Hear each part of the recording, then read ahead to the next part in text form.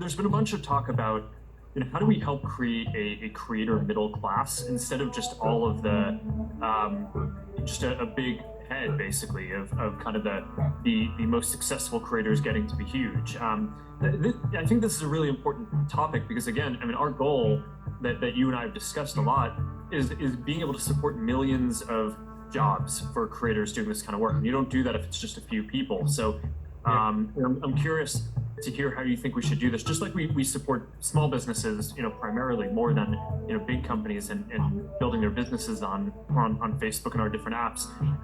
What are the different things that you think are going to be important to doing that with creators? Yeah, it's a really good question. I think historically, Instagram specifically has done better creating value for creators who are already established, and we haven't done as well with aspiring and experimenting creators. People are trying to just get started, and I think that's a big miss on our part. We're trying to really pivot towards that. So most all of our work on creators is focused on the small creators who are, the next generation of creators. People who think are going to push culture into the future. I think the Facebook app team we've been working with really closely is doing the same.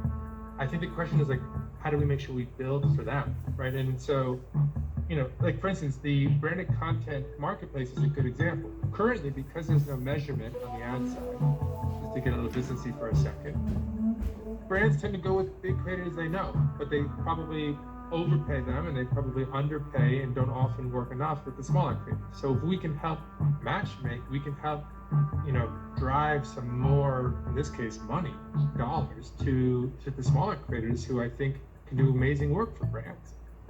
So we're trying to find more areas like that where we can actively build with small creators in mind first. Another good example is ranking, right?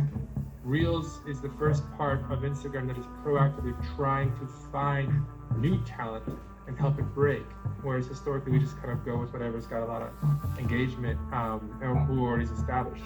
A lot of time, if you're an emerging creator, just like if you're a small business, it's not like you don't maybe start out with as big or established of a brand that big companies are kind of going out of their way to associate with, but by showing that you can, the loyalty that people have to you, right? That they, that your followers follow your recommendations and that you can help drive sales. I mean, that's ultimately going to be the type of thing that larger companies want to associate with. So I think through the affiliate program that we're talking about building out in the marketplace there, or in commerce, I think that will also give signal for who are going to be the people who brands should want to be associated more with. And so in a way, these things kind of all connect to each other. Yeah. Here's one different idea about connections. Are there plans to share Reels to Facebook stories? Yeah. We're trying to think about Reels across Facebook and Instagram. Actually, we're currently testing a deep integration in the country of India, which has been going really well. So we want to make it so that no matter what app you use, you can connect with the Reels or whatever content you find the most exciting or entertaining or valuable. So we're definitely trying to make that as seamless as possible. I mean, I think that the goal on this is definitely, I mean, if you're a creator, we want to make it so that as easily as possible, you can get as much distribution as possible, right? So, and this is when I was talking about, at a high level, there's creation tools, there's basically distribution, getting your content out there, and then getting paid for it. I mean, those are three of the main pillars, and I think we'll want to innovate on all of them, and of course, making it so that you can have a presence across the different apps and be able to easily create something in one place and share it in a bunch and have that work together well. I think it's going to be really exciting as a signal for how popular or how good this thing is.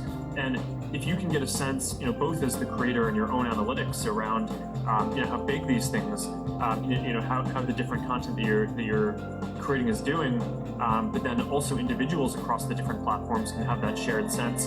I think that'll really be a useful signal and make that a lot better. Yeah. And the more we can just make that transparent and easy, and then it's the creator's choice, and they can just make it work for them based on whatever they want to do, I think it's better. And it's hard to keep up with these comments. I haven't gone live with you before. I'm glad you're on Instagram, by the way.